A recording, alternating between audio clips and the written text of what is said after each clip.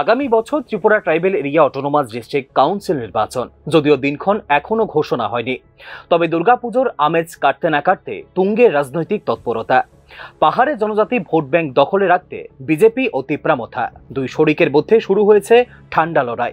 জনজাতি এলাকায় দলের প্রভাব বাড়াতে সামনে থেকে নেতৃত্ব দিচ্ছেন মুখ্যমন্ত্রী ডাক্তার মানিক সাহা।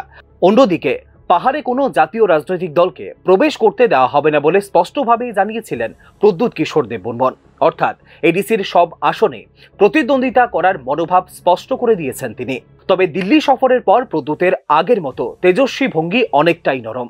রাজনৈতিক মহলের মতে এর পেছনে রয়েছে একদিকে কেন্দ্রের চাপ, অন্যদিকে দিল্লির সঙ্গে আলোচনার রাস্তা খোলা রাখার কৌশল। প্রদ্যুতের লাগাতার বেফাঁস মন্তব্যে যেমন সরকার অস্বস্তিতে, তেমনই তিপ্রাসা বুদ্ধিজীবী সমাজেও কমছে তাঁর গ্রহণযোগ্যতা।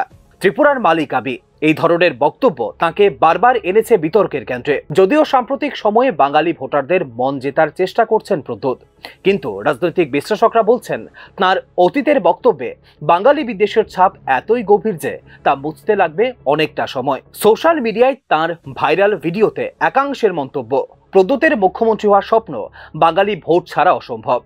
অন্যদিকে বিজেপির জন্য বড় চ্যালেঞ্জ এডিসি ভোট।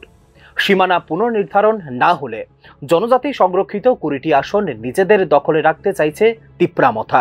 নিউজ নাওয়ের হাতে আসা তথ্য অনুযায়ী আসন বন্টন নিয়ে ইতিমধ্যে দিল্লি ও আগরতলায় শুরু হয়েছে জটিল দর কষাকষি। বিজেপি চাইছে এডিসির 50% আসনে লড়তে, কিন্তু কোনো ছাড় দিতে রাজি নন প্রদ্যুৎ কিশোর দেববর্মন। ফলে দুই শরিকের সম্পর্কের ভবিষ্যৎ নিয়ে জোর জল্পনা রাজনৈতিক মহলে। স্বরাষ্ট্রমন্ত্রী অমিত শাহ নিজে এই বিষয়টি দেখছেন বলে সূত্রের খবর। একদিকে দিল্লি আপাতত চাইছে জোট ধরে রাখতে, কিন্তু মেঘ গাঢ় হচ্ছে পাহাড়ে। অন্যদিকে তিপ্রামথার অভ্যন্তরীণ পরিস্থিতি অস্থির।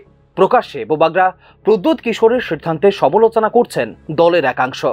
যাদের এডিসি থেকে সরিয়ে বিধানসভায় পাঠানো হয়েছিল তাদের মধ্যে কেউ কেউ বিজেপির সঙ্গে যোগাযোগ রাখছেন বলেও সূত্রের দাবি। বিজেপির জনজাতি মোর্চার নেতৃত্বের মতে রঞ্জিত দেববর্মার নেতৃত্বে তিপ্রামথার এক দফা ভাঙন অনিবার্য। সেই সঙ্গে মথার একটি বড় অংশ বিজেপির দিকে ঝুঁকবে, এমনটাই পূর্বাভাস রাজনৈতিক মহলের। ফলে আগামী এডিসি ভোট শুধু পাহাড় নয়, সমতলও তৈরি করছে নতুন রাজনৈতিক সমীকরণের মঞ্চ। Bureau report, news now.